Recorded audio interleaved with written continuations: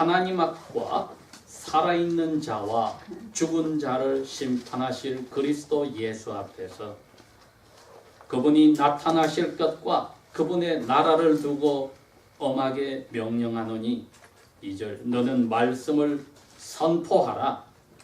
때를 얻든지 못 얻든지 항상 힘쓰라. 모든 일에 오래 참음과 가르침으로 경책하며 경계하며 권면하라. 때가 이르리니 사람들이 올바른 교훈을 받지 아니하며 자기의 귀가 가려서 자기의 욕심을 따를 스승을 많이 두고 또 그 귀를 진리에서 돌이켜서 허탄한 이야기들을 따르리라. 그러나 너는 모든 일에 신중하여 고통을 받으며 전도인의 일을 하며 내 직분을 다하라. 전제와 같이 내가 벌써 부어지고 나의 이 세상을 떠날 시각이 가까웠도다.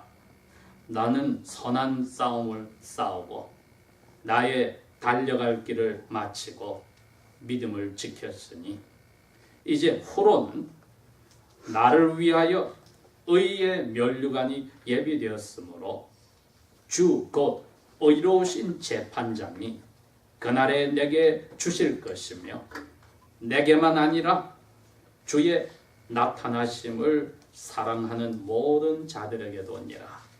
아멘.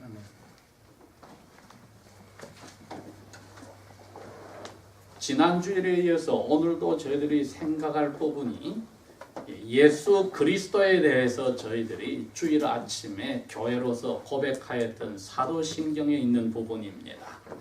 하늘에 오르사 하나님 아버지의 오른쪽에 앉아 계셨다. 그리고 거기에서 산자와 죽은 자를 심판하러 오신다. 하나님 아버지의 오른쪽에 거기서 산자와 죽은 자를 심판하러 오신다. 이 부분을 저희들이 오늘 생각을 합니다. 우리가 지금까지 그리스도인의 삶을 살고 있을 때에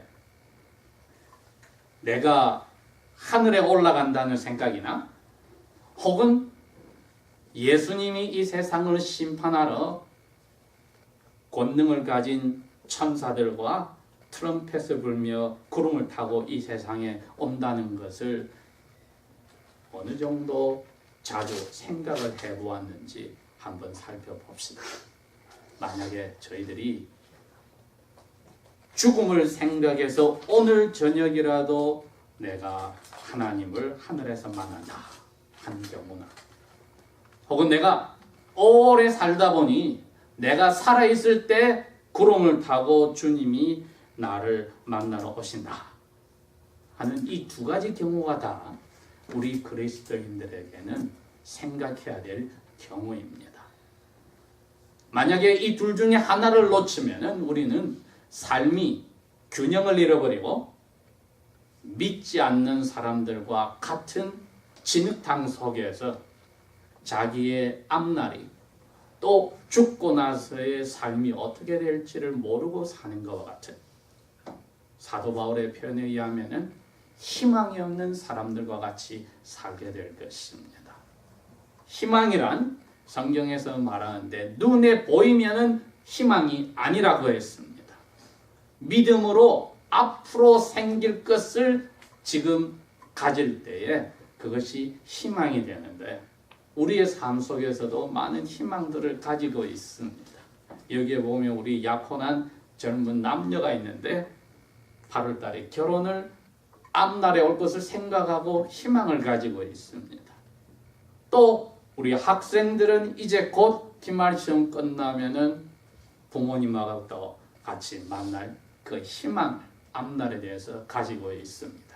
이건 살아있을 동안에 저희들이 가지는 희망인데 그러나 이게 오늘 저녁에 우리가 죽어버린다. 무슨 의미가 있습니까?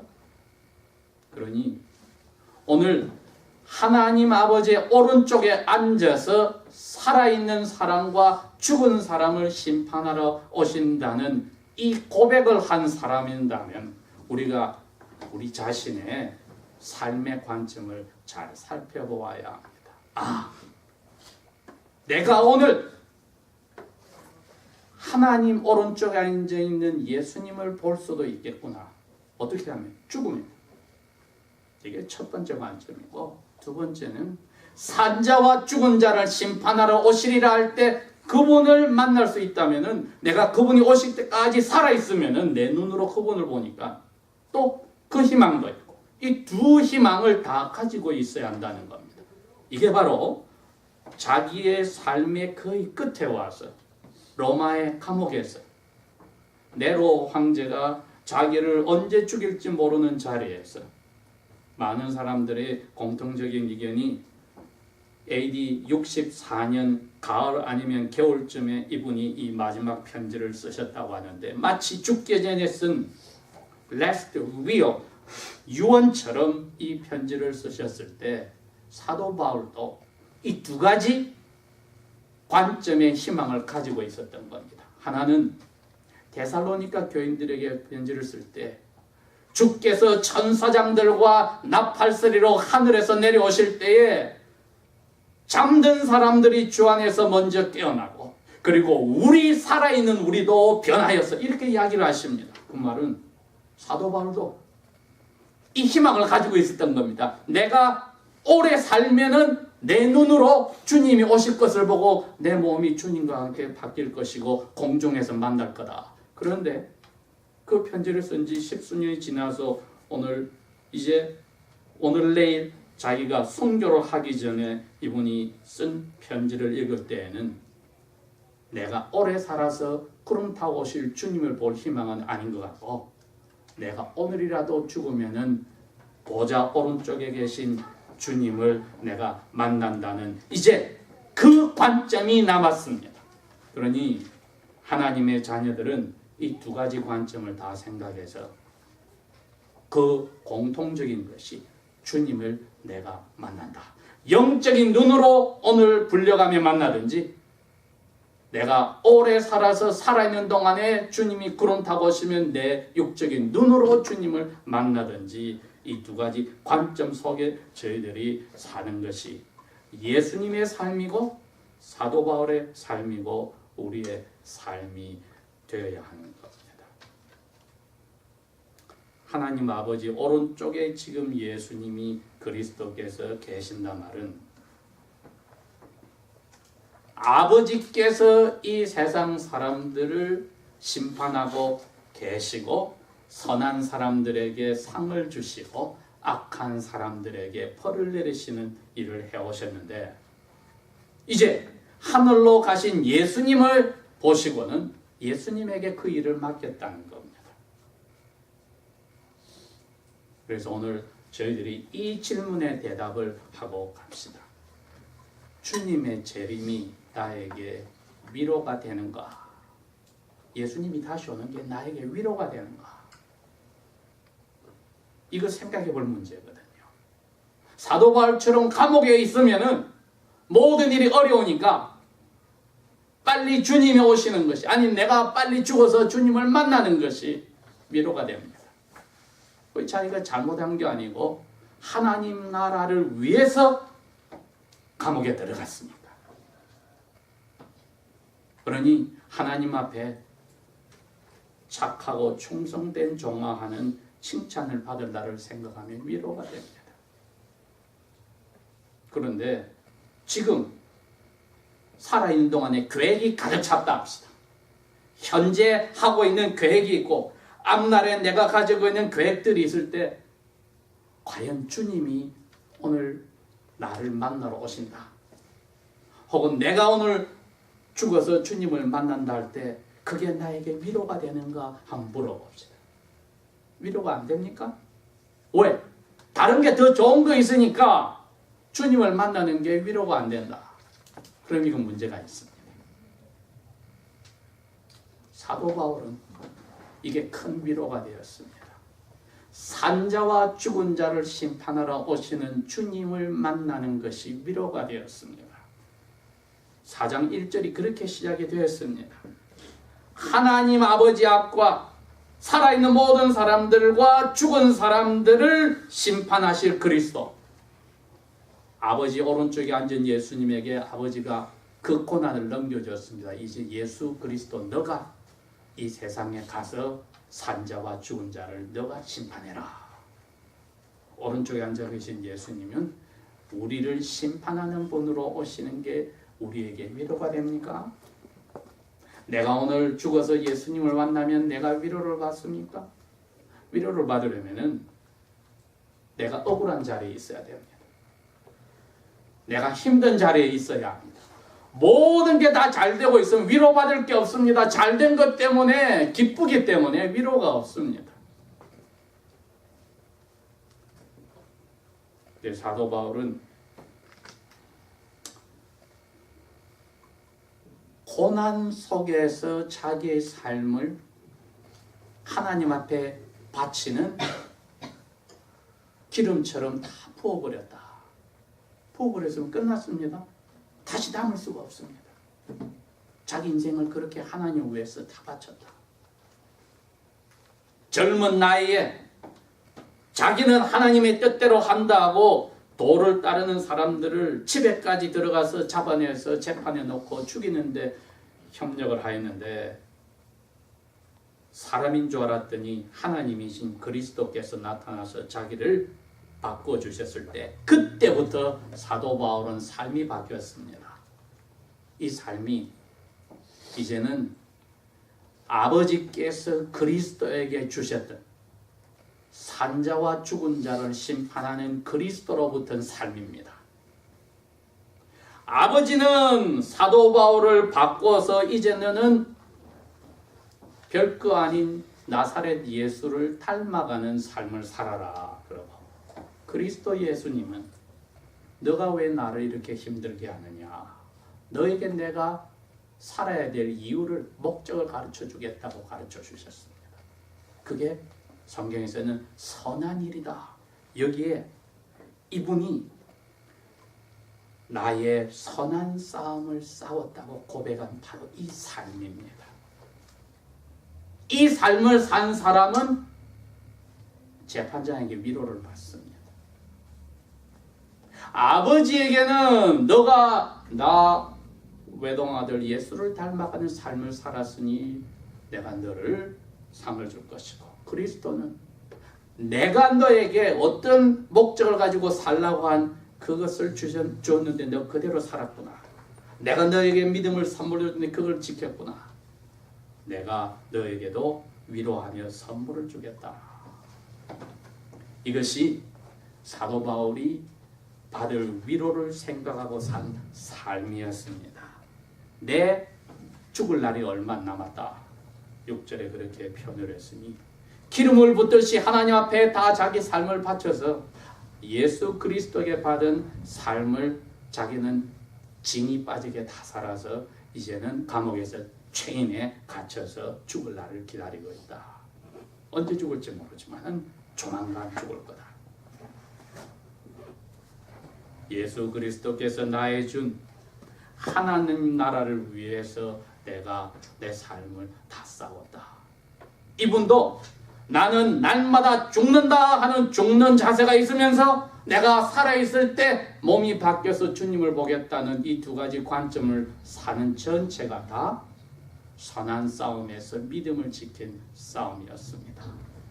이게 경기장에서 경기하는 달려가는 선수가 끝나는 부분에서 심판관이 누가 1등 했느냐에서 상 주는 그 자리, 자기 인생이라는 경주를 예수님께서 살게 하고 선한 싸움을 살게 하고 그 끝에 예수님이 심판관으로 상을 주겠다고 하는데 그 상은 잘 달렸으니 주는 상이 아니고 심판관이 따놓은 상이었습니다.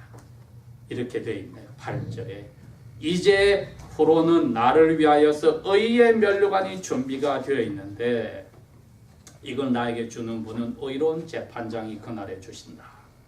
내게뿐 아니고 주님의 나타나심을 사랑하는 모든 자들에게도 의의 면류관이 준비됐다. 보통은 선수들이 열심히 해서 1등을 하면 받는 면류관은 자기가 딴 건데 사도 바울은 그렇게 이야기하지 않습니다. 나는 예수님이 따놓으신 의로운 재판장이신 예수님이 따놓으신 어려운 면류관을 내가 선물로 받을 거야. 아버지께서 예수님을 통해서 나를 인생을 바꾸고 그날 죽이지 않고 나를 세례받게 하고 지금까지 할 일을 예수님을 통해서 주셔서 나는 그 일을 다해서 이제는 받는 상이 예수님이 받은 상을 내가 받는데, 그것은 내가 죽었다 깨어나도 하나님 뜻대로 다 살지 못하는 것을 예수님이 십자가에서 살아서 해결하여서 받은 의로움의 상. 하나님의 아들이 될 수 있는 것은 의로움이 되어야 되는데 이 예수님만이 의로움을 딴 이 상, 이건 내가 받는다. 그런데 그거 너희들도 받아야 될 텐데 나하고 같은 마음이냐? 어떻게 하면 같은 마음입니까? 너의 하나님이 주신 모든 탤런트들, 이 세상에서 너가 세례받고 지금까지 날마다 밤에 불려갈 죽을 준비를 한 자세와, 그러나 계획을 짜기는 오래오래 살아서 주님이 오시면은 내 눈으로 주님을 보리라 하고 그때까지 천년 만년 살 것처럼 계획을 짠 이 두 가지 동시 다 관점을 가지고 살고 있으면은 핍박을 받고 살게 됩니다. 어려움을 겪고 살게 됩니다. 선한 싸움이라는 것이 그겁니다. 어려움을 겪습니다. 왜? 복된 사람만이 사탄에게 임시로 맡긴 이 세상에서는 어려움을 겪도록 하나님이 준비하셨기 때문입니다. 왜? 그래야 위로를 받으니까. 예수님이 똑같은 이야기를 하신 겁니다. 복된 자들아, 심령이 가난한 자여, 어찌하여 마음이 가난해졌습니까?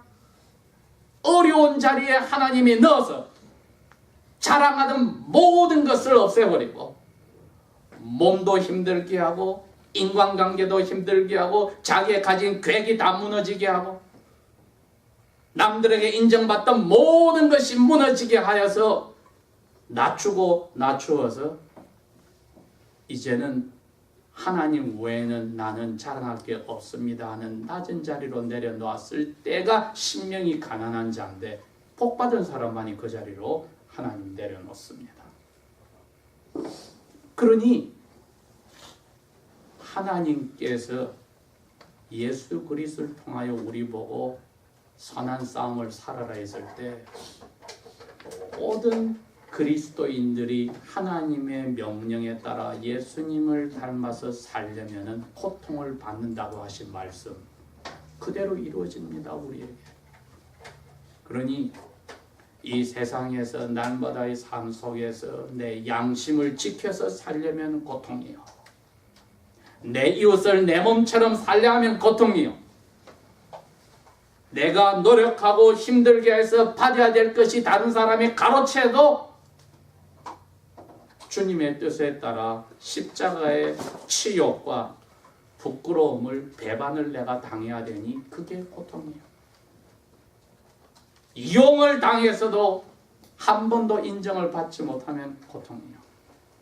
이 모든 것들이 그리스도인으로서 사도 바울이 생각하던 그러한 두 관점으로 살 때는 우리에게는 그리스도인의 모습을 닮아가니 고통으로 다가오며, 이게 복된 사람에게 하나님이 주신 선물이기 때문에 이 선물을 가지고 산 사람은 나는 선한 싸움을 싸우고 나에게 이런 삶을 살아라고 나를 중생하고 길을 열어주신, 그날 중생한 날 죽이지 않고 살게 하신 이 길을 내가 맞춰서 선물로 주신 믿음을 나는 지켰습니다. 지금 오늘, 이번 주일, 혹은 이번 달, 혹은 다음 달, 혹은 다음 해 우리가 천년만년 살 것처럼 계획들이 있을 겁니다. 그러나 그 계획이 우리에게 주는 희망이 이 세상에서 가지는 기쁨입니까?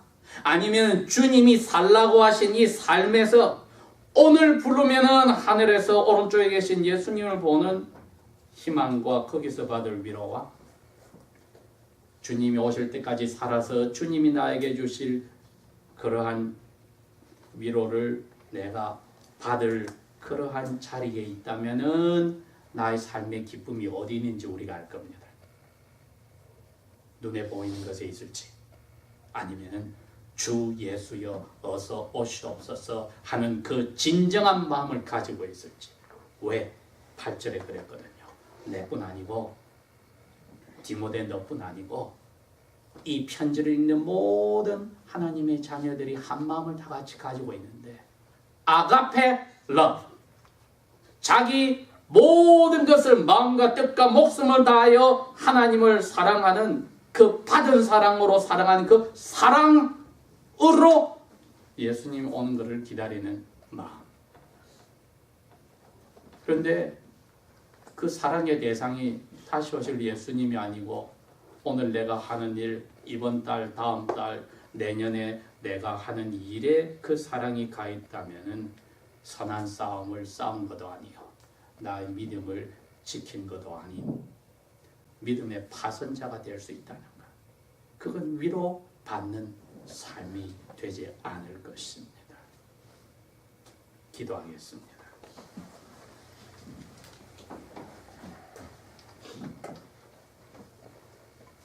아버지 하나님, 당신의 아들 예수 그리스도를 통하여 산자와 죽은 자를 심판하러 오시는 그분을 향한, 그분을 오늘 만날지 심판날에 만날지 간절히 사랑하고 기대하며 저희들이 오늘을 살거나 계획을 짜고 주신 일 즐겁게 감당하게 하여 주십시오. 거기서 따르는 모든 고통과 억울함과 손해보는 그날 주님을 만남으로 위로받는 희망 속에서 주님이 주신 의로운 면류관을 받는 희망 속에서 살도록 하여 주십시오. 예수님 이름으로 감사 기도합니다. 아멘.